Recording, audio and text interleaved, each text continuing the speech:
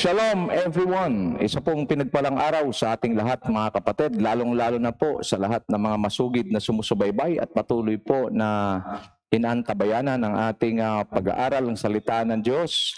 At salamat sa Panginoon for giving us this wonderful time once again to study His Word.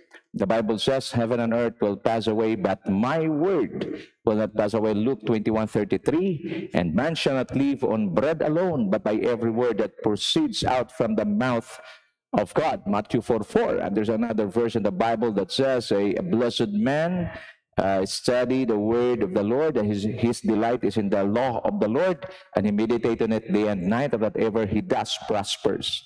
So the word of God played a major role in the lives of every believer. So kailangan po na tayo po ay maging matyaga, maging mapanuri, at higit sa lahat, magpapakalalim sa salita ng Diyos. So purihin ang Panginoon for giving us once again this wonderful privilege and time where we can study His Word.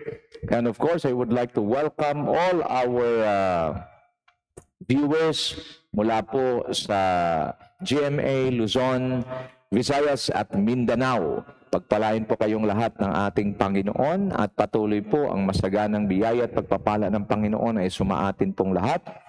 And of course, I would like to greet all our brethren abroad, especially those who are in Spain, in Italy, Taiwan, New Zealand, Canada, and of course, sa US.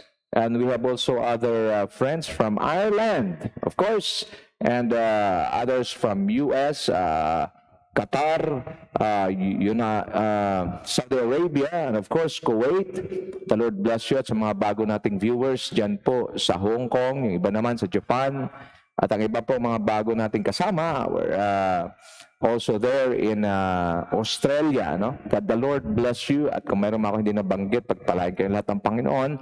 And may the Lord bless all the works of your hands and continue to draw you closer to Him. Okay, and I pray that the Lord will build your foundation in His Word, because I know that a person who is filled with God's Word will be able to overcome all challenges, and he will become a blessing to others. God bless us all, and before we continue, I would like to ask you to join me, invite you to join me in a word of prayer. Let us pray. Father, we thank you once again for this wonderful opportunity that you've given us to hear your word once again, to study your word, to meditate and apply your word. We ask for your divine wisdom, knowledge, and understanding to be poured out upon us all. And we pray for a strong internet signal so that the word that we're going to receive tonight or today will be a powerful one that we're going to partake and establish our spirit. And Father, we continue to pray that you will continue to enlarge the capacity of our spirit so that we'll be able to receive the impartation of your word, and we have enough space, Father God, to receive your word so that we will have a guide, Father God, and most especially a weapon to destroy all the works of the enemy. And Father, we pray for those who are sick. We pray for divine healing. We pray for divine provision for those who are in need and those who are struggling emotionally right now. We pray for the peace and the joy of the Lord, not just to flood your soul, but to overflow so that you can also minister to others.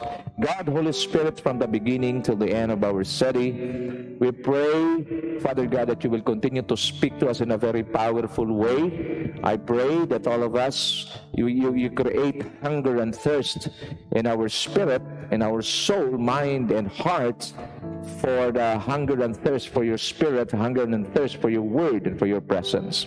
Lord, we are now in the last minute of the last days, and we are praying, Father God, continue to establish, continue to empower our spirit. For you said in your word, not by might nor by power, but by my spirit, says the Lord.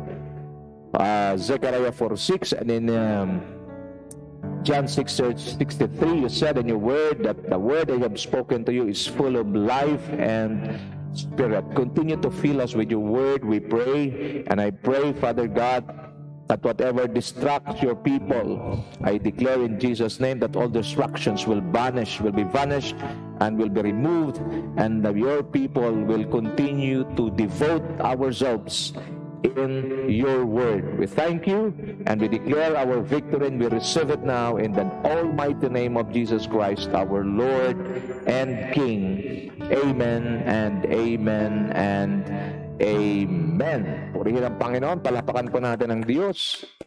Hallelujah! Once again, sa mga kabubukas pa lamang kanilang Facebook, live rin po tayo ngayon sa YouTube. Please do us a favor to share this message to your friends and to your loved ones so that they will be able to receive the impartation of God's Word and then continue to grow and be established in their faith in the Lord Jesus Christ.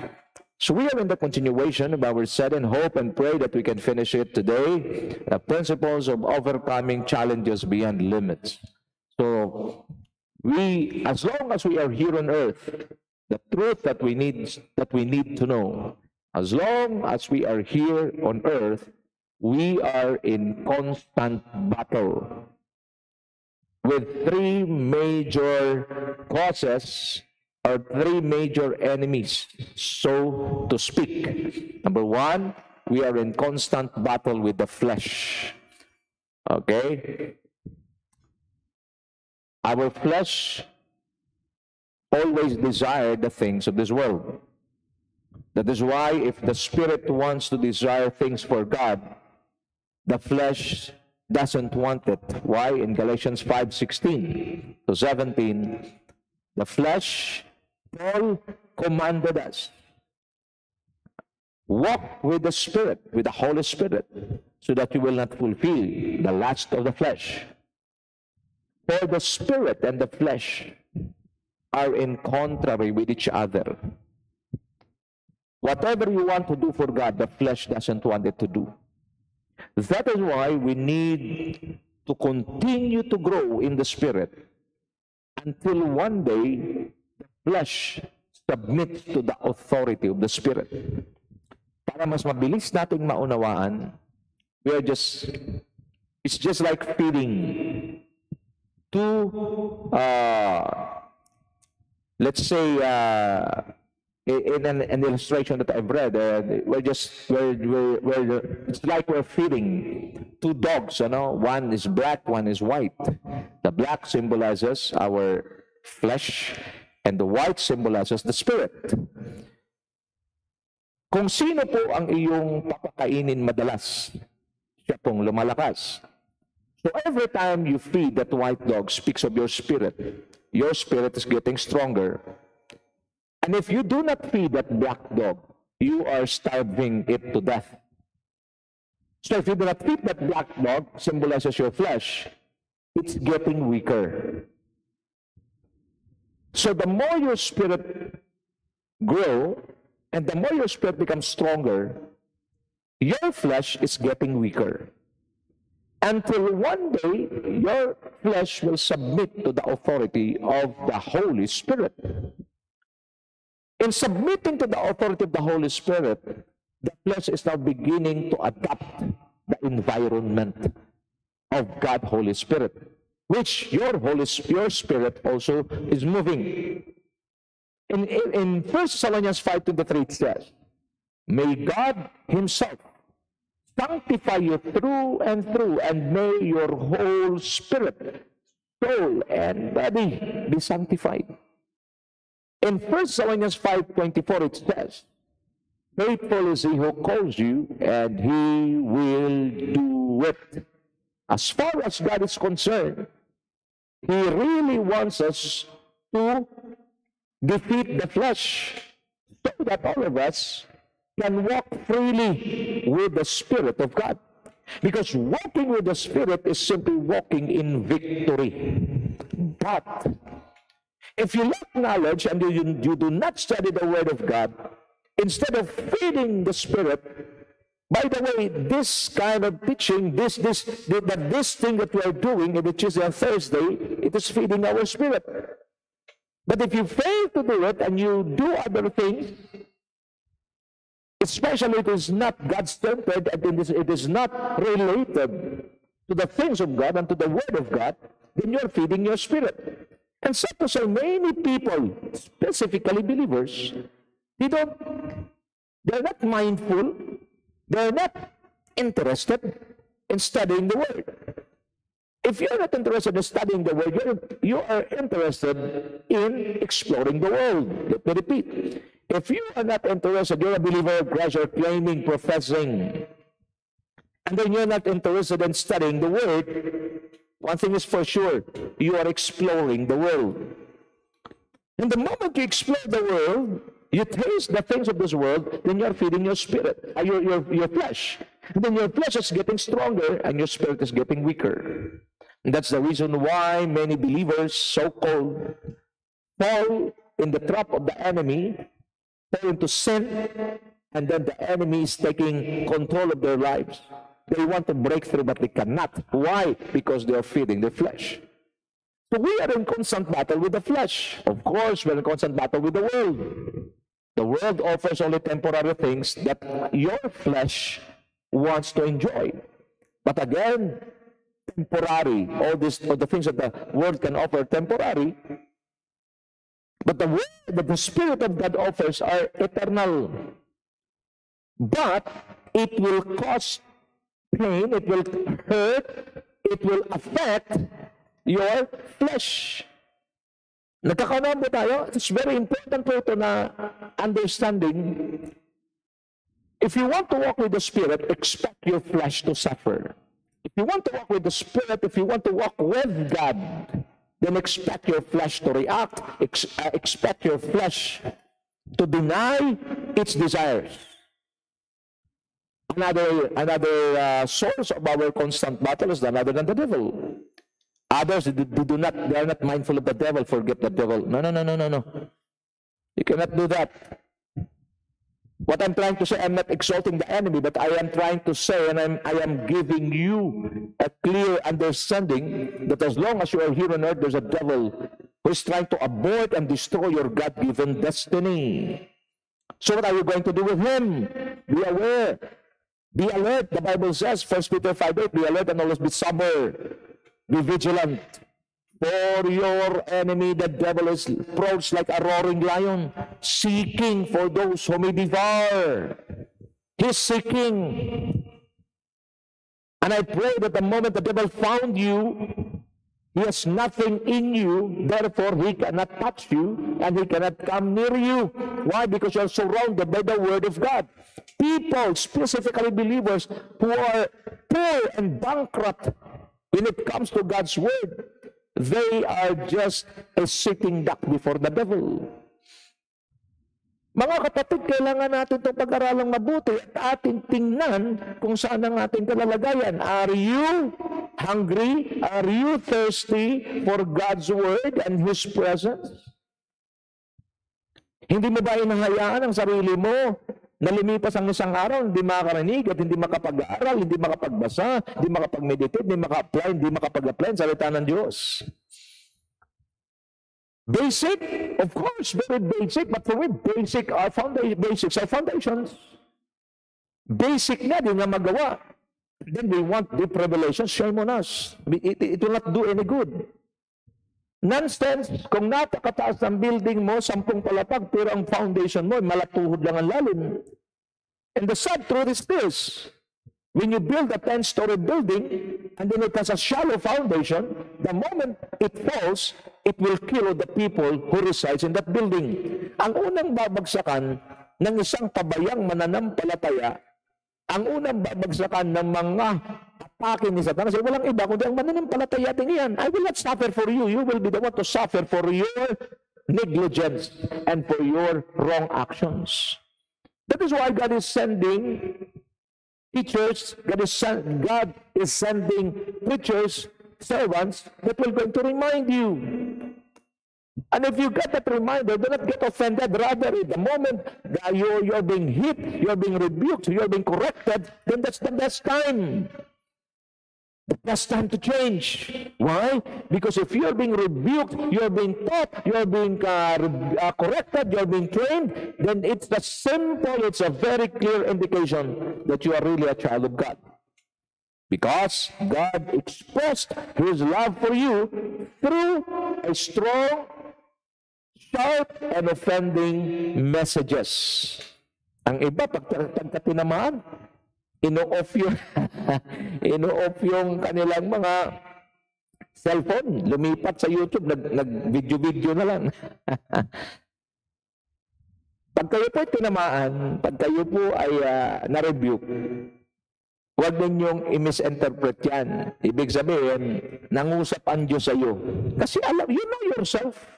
You know kung kulang ka sa pananalangin, kulang ka sa intimacy, kulang ka sa salita ng Diyos. Pag nirebuke ka ng Panginoon, ikaw yun. Pag ikaw ang kinakausap ng Diyos, ay magbago ka. Yung iba naman, may salita ng Diyos, nagpipray. Mayroon ding intimacy, paminsan-minsan. Pero kung makahusga sa kapwa, wagas, ikaw rin, tinutukoy ng Diyos. Kikinig ka sa panig ng iba. Pero yung panig, yung nag-aakusa, nakikinig ka, walang nag-aakusa ng kanyang ididinan sarili niya. Of course, ididiin niya yung inakusahan niya. Pero kung ikaw ay tunay na mananampalataya, mayroon kang, you are living according to the principles of the Bible. You do not listen to the accusers. You also listen to the one being accused. Yan ang balanse at tama at biblical na pagbibigay ng judgment. Ang iba, hindi pa narinig yung inakusahan. Nag-ano ka na. Nagdesisyon ka na. And then you accuse the one being accused. Ikaw pa nagpi-play na judge na parang pinapalabas mo, guilty. And that's a problem. Yan ang nagiging hadlang para sa paglago ng marami. Napakarami pong matututunan. Kulang po ang buhay. 100 years kulang para maintindihan natin ang buong konsepto ng kaharian at maunawa at makilala natin ang lubusan ng Diyos. That is why, sa ngayon, ang edad na lang 70, 60, 70, 80, kulang na kulang para makilala ang Diyos, lubusang maintindihan ang pangungusap ng Diyos, ang salita ng Diyos. Kailan dapat natin gawin? Sulitin ang bawat pagkakataon, katulad nito. So we are in the continuation of our study about overcoming challenges beyond limits. There are principles of overcoming challenges beyond limits. Pag sinasabing prinsipyo, pag ito'y ating ginawa, tiyak po tayo magkatagumpay. Number one, know that God is in control. Our study is based on 2 Chronicles chapter 20. This is the study about Jehoshaphat. King Jehoshaphat being attacked, or there are three groups of enemies who are uniting with each other, and then they decided to attack Jehoshaphat, to destroy Jehoshaphat, and their numbers became a vast army. And the Bible says sa Tagalog, ito'y kasing dami ng buhangin sa dalampasigan. You can just imagine, ganun katindi ang kalaban ni Jehoshaphat. At sila ni Jehoshaphat, in short, they were outnumbered. Okay, but again, Jehoshaphat was a man who believed in God. He was a king who believed in the Lord. And true enough, hindi kailanman mapapahiya ang taong sa Diyos ay nagtitiwala. Kung nagsusulat kayo, maganda. Hindi kailanman napapahiya ang isang taong sa Diyos ay nagtitiwala.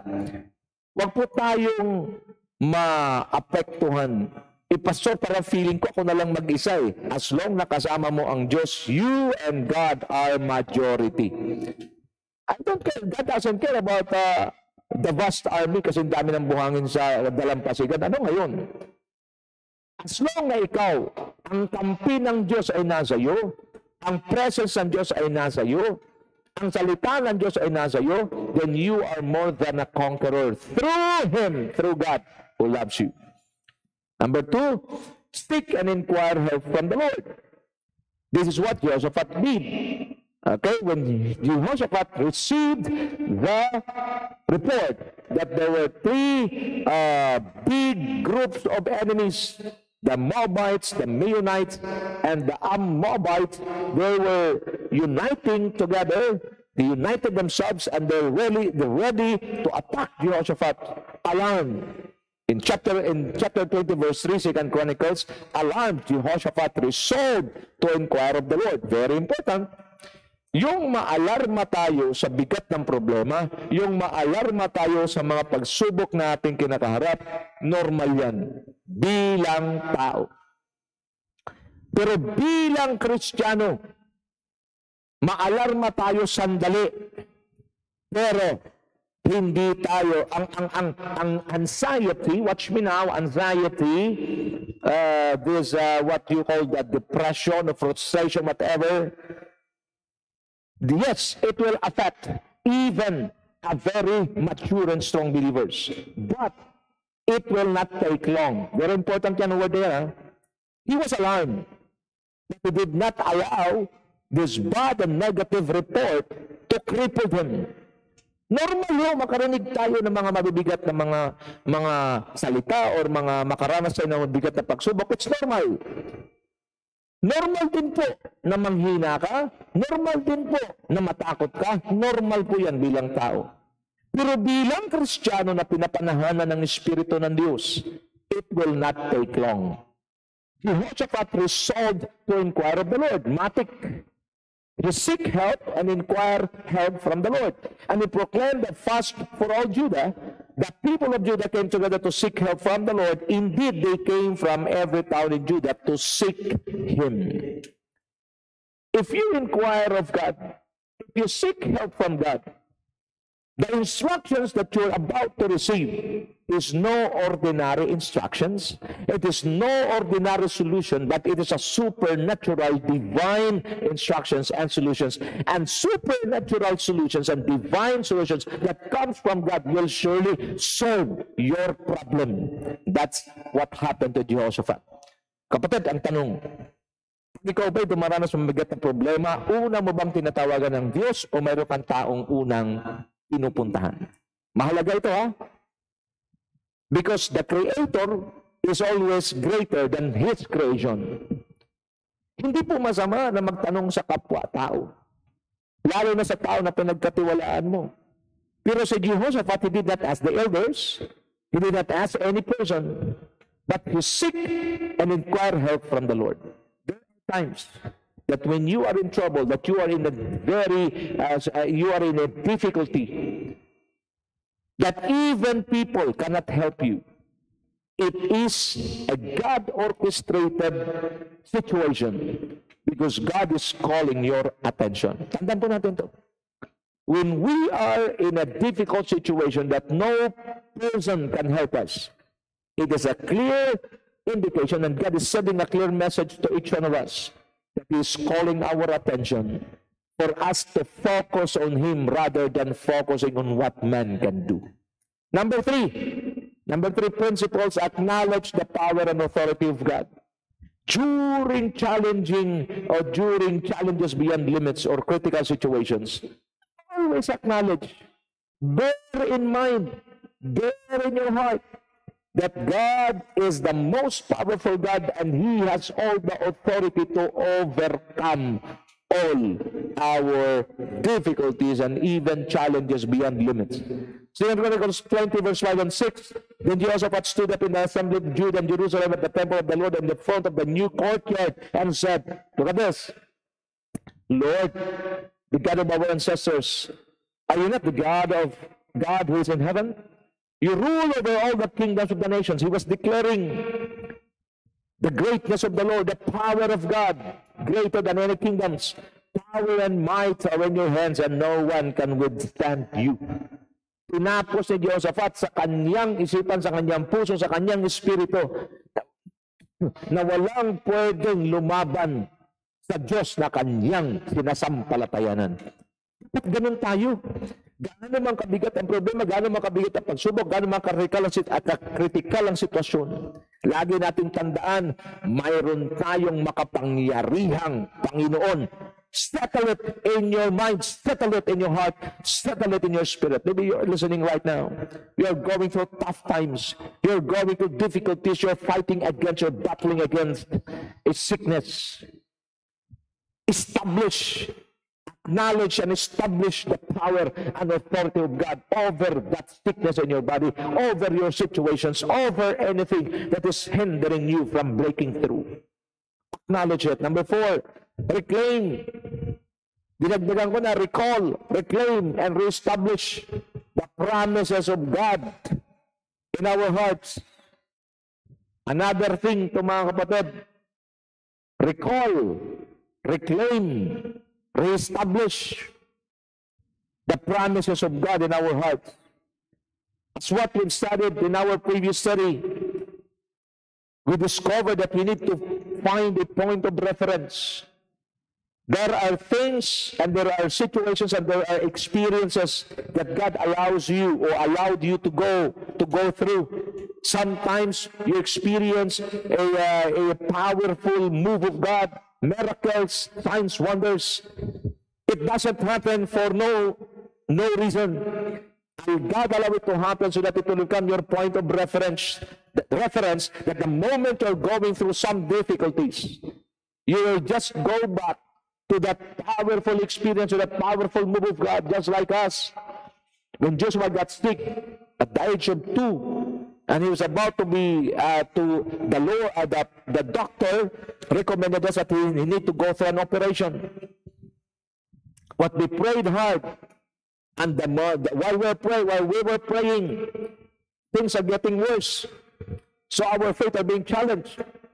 But we know that God is not a liar, that God is faithful to His word. What He promised He will do, what He says He will do, what He promised He will fulfill.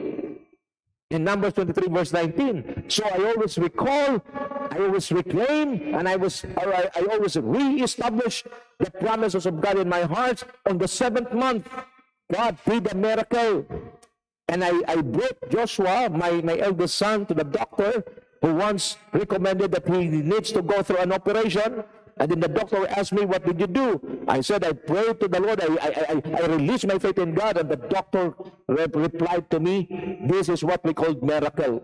And since that day, every time we go through some difficulties, we have a point of reference that God did it to us before, and know that He never changed, and He will do it to us again.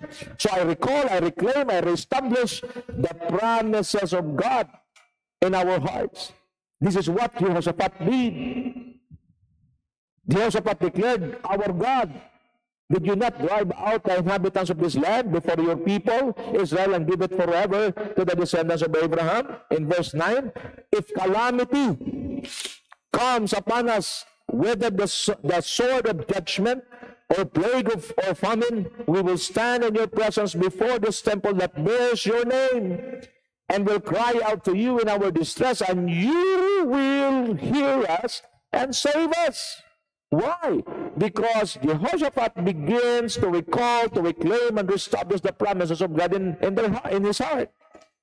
Because God did it to his ancestors, and he believed that God never changed.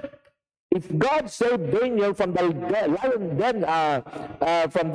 lion's den, if God saved Meshach, Shadrach, and Abednego from the fiery furnace, if God parted the Red Sea for His people to cross over, so that they will be saved and they will be delivered from the hands of the Egyptians, the same God whom we worship today, He's the same God whom we honor today, He's the same God whom we studied this very moment. He never changed. That is why we need to recall, we need to reclaim, we need to establish the promises that He had given us. And while we're doing this, our faith is being empowered. Because faith comes by hearing, and hearing the Word of God. Romans 10:19. The more Word you receive, the more your faith becomes established. And the moment trials will come, critical situations will hit you, you will never be shaken, because your faith is founded in an unshakable foundation, none other than the Word of God. Friends, the Word of God is life and spirit.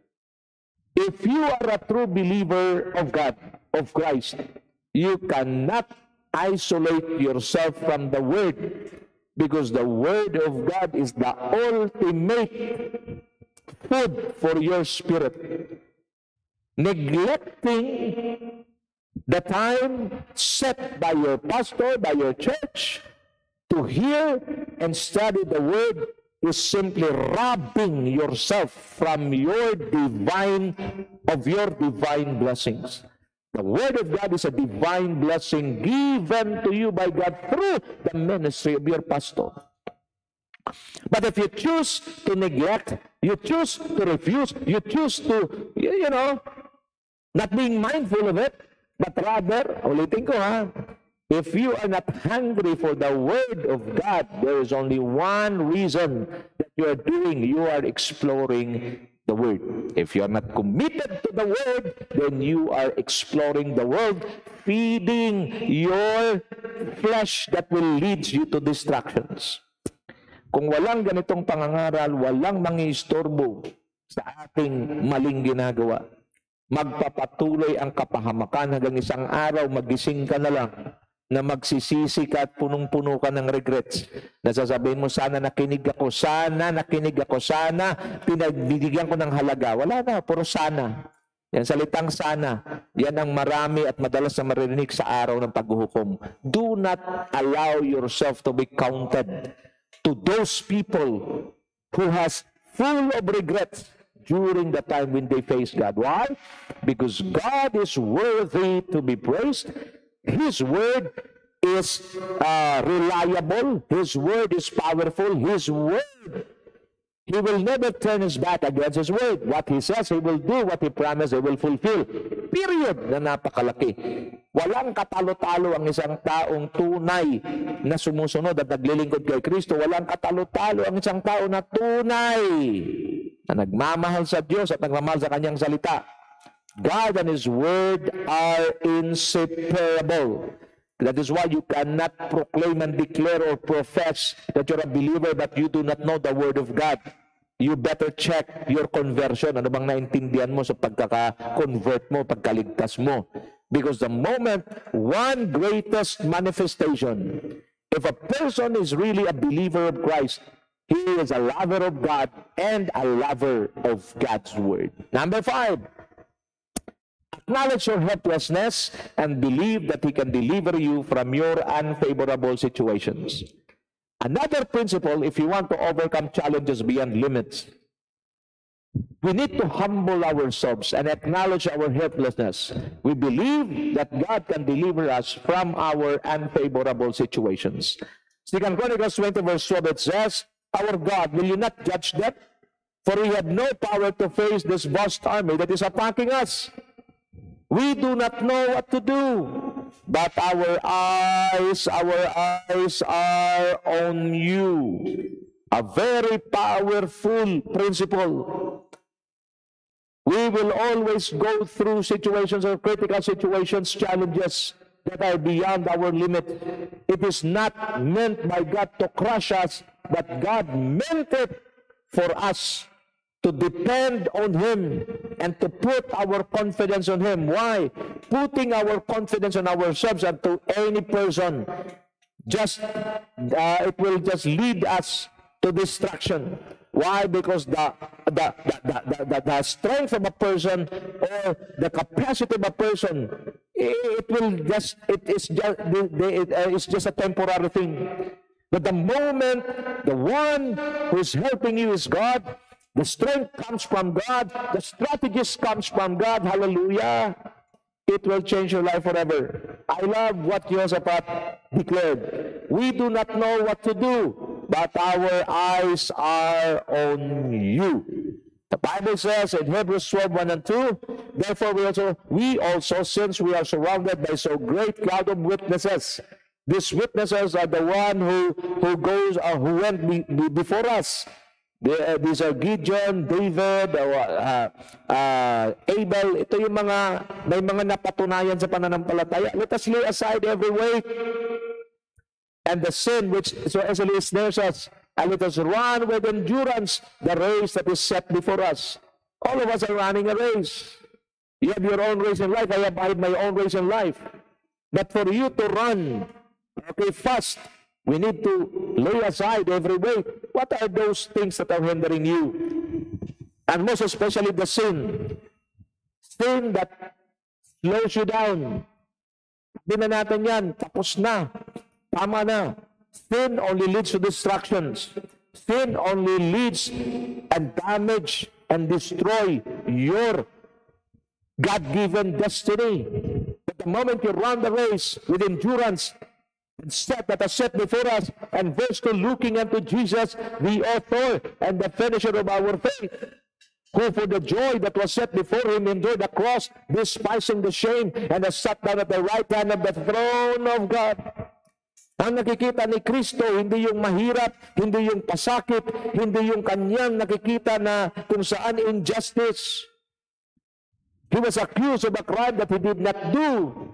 But again, the Lord Jesus Christ was not focused on the things, on the injustice, on the things of the world, and even these Pharisees and the teachers of the law that to him. But rather, he focused on the joy that was set before him. And he sat at the right hand of the throne of God. Watch me now. Our suffering today is not worth comparing to the glory that the Lord had prepared for us long time ago before the foundation of the world. Listen to me carefully. God had prepared your best future. God had prepared the best things. God had prepared wonderful things beyond comprehension.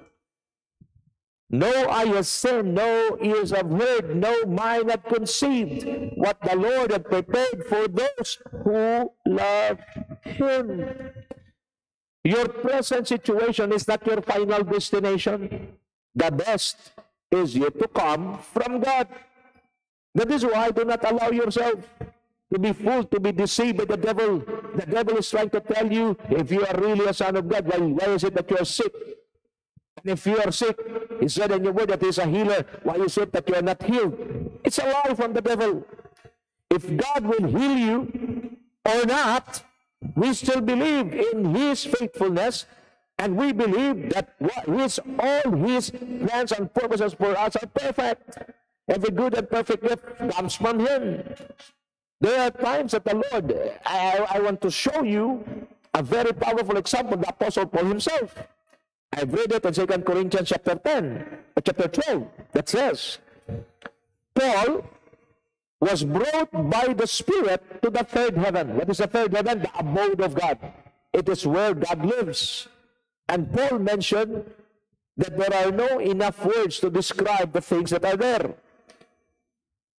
But because of this powerful experience, Paul says that God had given him, allowed him to have this thorn of the flesh. Now watch me now. Paul prayed for it, for God to remove it. But the Lord answered Paul, my grace is sufficient for all your needs. Weaknesses, sometimes pains, are God's way of keeping our feet on the ground. Because if we have so much, if we receive so much, and we receive deep revelations that will enable us to, to be greater than others. God knows what to do. Why? Ayaw ng Diyos sa maging mayabang tayo. Ikaw ba naman, katulad ni Pablo, nakarating ka sa ikatlong langit na kung saan yun ang tahanan ng Diyos. Yun ang pupuntahan ng lahat ng mananampalataya. Pinatikim ng God Holy Spirit si Pablo na makita ito. To the extent, sabi ni Pablo, walang sapat na salita para may describe ang mga bagay na nandoon. Siguro kung ikaw yun nakaranas ng gano'n, ay grabe na talaga dating mo. Ayaw mo na may magtuturo sa iyo. Ayaw mo na mayroong magsasalita pa sa buhay. Bakit? Because ang alam mo, dinala ka na ng Diyos sa kanyang tahanan sa langit mismo. But for Paul not to be boastful, God allow a thorn in the flesh. Na pag ito yung matake kay Pablo, nawawala ang kanyang pagkakataon na magmalaki. Dahil yung kahinaan na to ang nagpapanatili sa kanya sa presensya ng Diyos. Ang kahinaan na to ang nagpapanatili sa kanya na magtiwala sa Diyos at magsasabi sa kanyang sarili na kung wala ang Diyos, wala siyang magagawa. You have to learn how to discern what you are going through right now. Maybe it's God's way for you to keep your feet on the ground. It is God's way for you to depend on Him.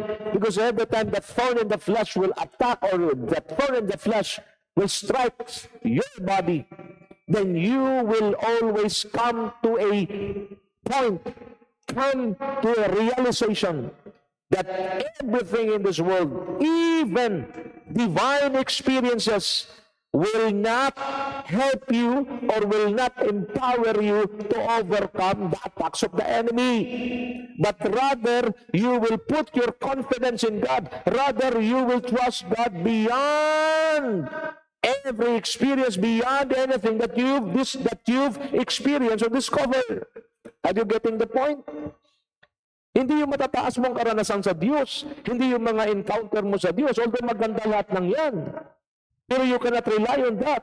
You better rely not on your experiences. You better rely not on what you've witnessed, but rather you rely on what you've encountered, your encounter with the Lord. Why? Because an encounter with God will change your life forever. An encounter with God will enable you not to rely on your experiences, not to rely on what you've seen, but rather you rely on faith.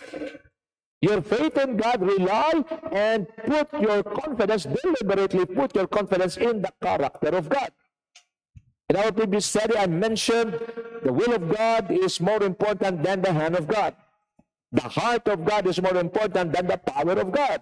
Why? Because the moment you live in the center of God's will, then automatic ho na i-release ng Diyos sa kanyang kapangyarihan. Bakit nabubuhay ka sa sentro ng kanyang kalooban? Marami sa atin lumalapit sa Diyos. Bakit? Naniniwala tayo makapangyarihan ng Diyos. No question about it. Marami sa atin lumalapit sa Diyos kasi naniniwala tayo na may magagawa ang Diyos. No question about it.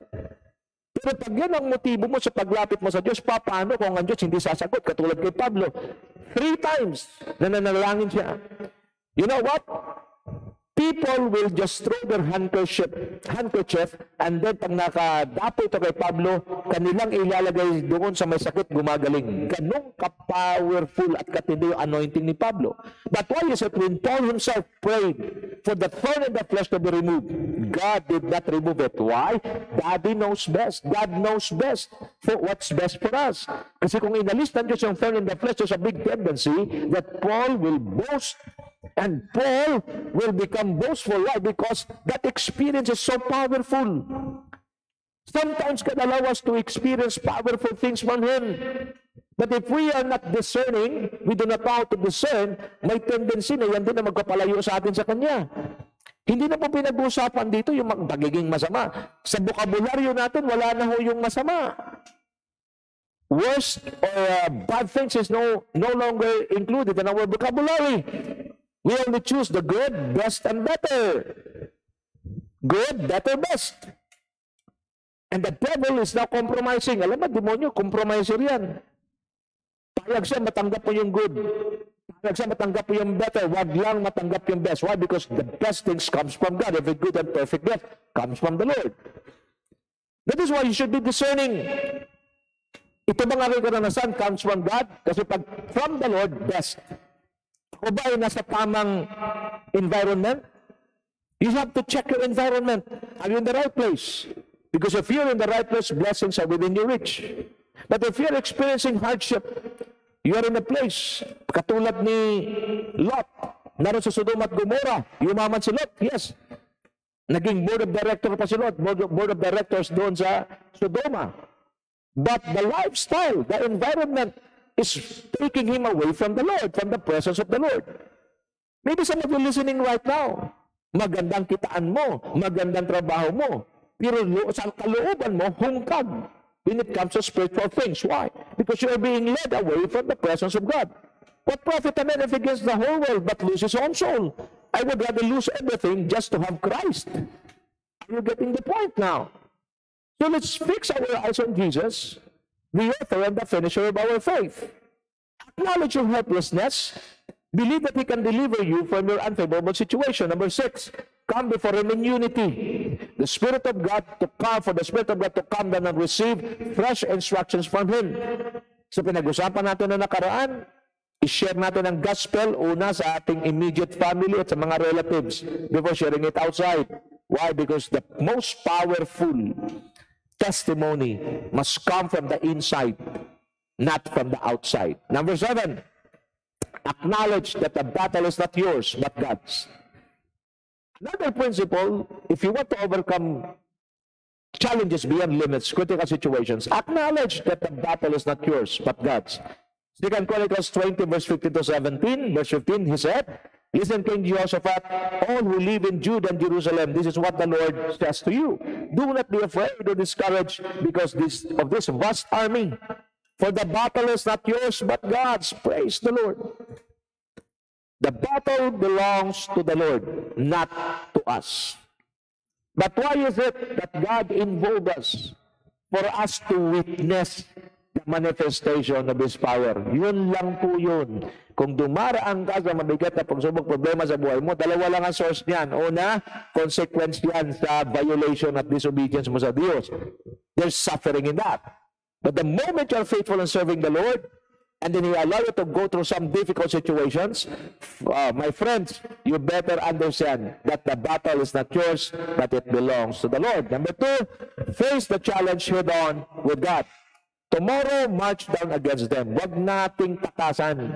Harapin natin. But make sure the moment you face challenges beyond limits, if you want to overcome it, face it with God, not with anybody. Number three, take up your possessions. Take up your possessions. Stand firm. Do not be afraid. And do not be discouraged. The Lord is with us. Bagay po na napakaganda sa 2 Chronicles chapter 20, verse 17. You will not have to fight this battle. Take up your position, stand firm, and see the deliverance of the Lord will give you. Judah and Jerusalem, do not be afraid. Do not be discouraged. Go out and face them tomorrow, and the Lord will be with you. Greater is in you than he who is in the world.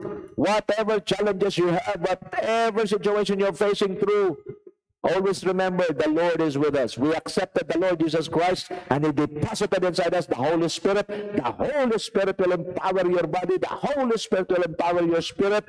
Be aware of who you are rather than what you feel. Number 8, praise and worship God in spite of your unfavorable situations. Ito ho, ang isa po sa prinsipyo na hindi po nagagawa ng marami. 2 Chronicles 20, verse 18 to 19, Jehoshaphat bowed down with his face on the ground, and all the people of Judah and Jerusalem fell down and worshipped before the Lord. Then some Levites from the Kohathites and Korahites stood up and praised the Lord, the God of Israel, with a very loud voice. Instead of murmuring, instead of grumbling, let your praises and let your worship goes up, and the blessings from God will come down. Jehoshaphat bowed down and worshiped, while the Levites, the Kohathites, the Korahites stood up and praised the Lord with a very loud voice. What's the revelation? Praising and worshiping God during untoward situations brings relief and comfort in our hearts. Do not be anxious about anything, but in every situation by prayer and petition with thanksgiving, present your requests to God, and the peace of God, which transcends all understanding, will guard your hearts and your minds in Christ Jesus. Learn this principle, because the moment you praise, the moment you worship the Lord during untoward situation, you begin to recall, you begin to reclaim, you begin to establish the promises of God in your life. And you begin to see the greatness of God. You magnify the name of the Lord rather than magnifying your problems. Your problems is too small compared to the power of God. The moment you magnify the name of the Lord, the moment you look at your problem, you will no longer see it. You will no longer see it. Why? Because the greater you magnify the Lord, the greater you praise and worship God, the greater the solution, the instructions, and the revelation that the Lord will shower over your life. Number 9, be accurate in following God's instruction. During critical situations, be accurate in following God's instructions. 2 Chronicles 20:20, very clear. Early in the morning, they left for the desert of Tekoa. As they set out, Jehoshaphat stood and said, listen to me, Judah and people of Jerusalem. Have faith in the Lord your God, and you will be upheld. Have faith in His prophets, and you will be successful. Very clear instructions. You believe and put your faith in the Lord. Have faith in the Lord. You will be established. Papatagin ka. Have faith in His prophets. Have faith in His servants, and you will be successful. You cannot separate God and the servant of God. Kung nagtitiwala ka sa Diyos, dapat din nagtitiwala ka sa nagpapastor sa iyo, kasi hindi nagkamali ang Diyos maglagay ng pastor sa iyo.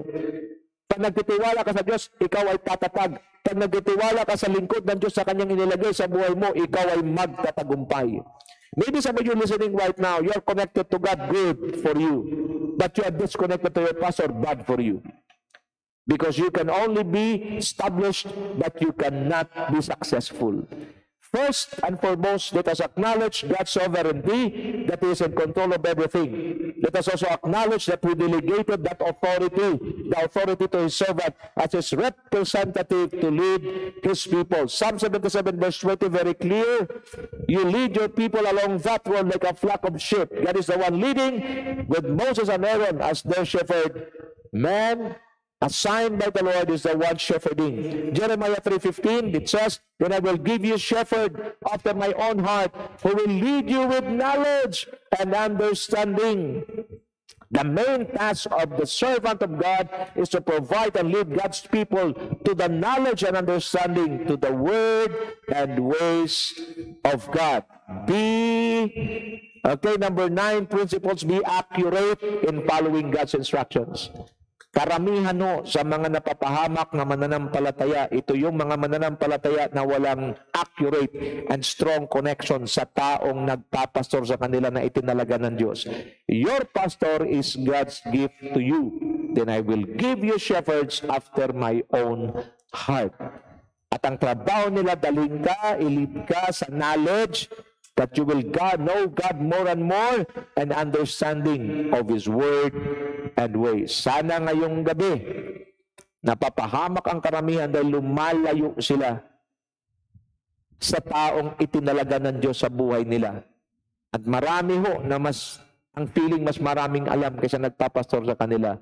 And that is where the devil exploited this ignorance and foolishness in the lives of a believer. But tonight, the Lord is good, the Lord is faithful, and He did not allow us to continue in this wrong practice, but rather He wants us to correct it. Love God above all, and love your pastor as God's representative, as God's gift to you. Take care of your pastor, listen to his voice, listen to the Word of God that was released through him, apply it in your life, and you will see the difference. This is the Word of God. The Lord loves you, and the Lord keep you and bless you and make His face to shine upon you and give you peace. Your table will never run out of food. There will be food at your table. Wherever you go, the Lord be with you. Whatever you do, the Lord bless all the works of your hands, so that you will be a blessing to others. This is my prayer and declaration in the almighty name of Jesus Christ, our Lord and King. And all the blessed people of God declare, amen and amen and amen. Have a good and godly day. Shalom.